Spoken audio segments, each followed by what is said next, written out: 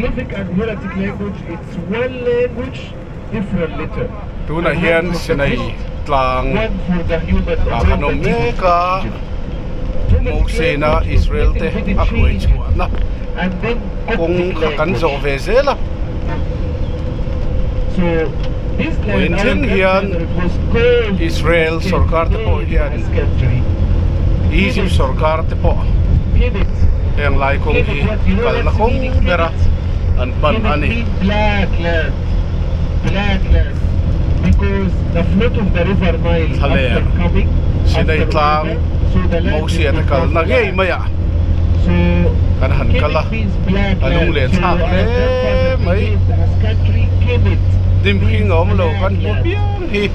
thlaler ani me ni how the language was hieroglyphic, hieratic, demotic, Coptic, and the same time was Coptic Greek language older than you. So Kemet change to Kemet in ancient language, Cobit in the Coptic language, Ocoptus in all the Greek language, Egyptus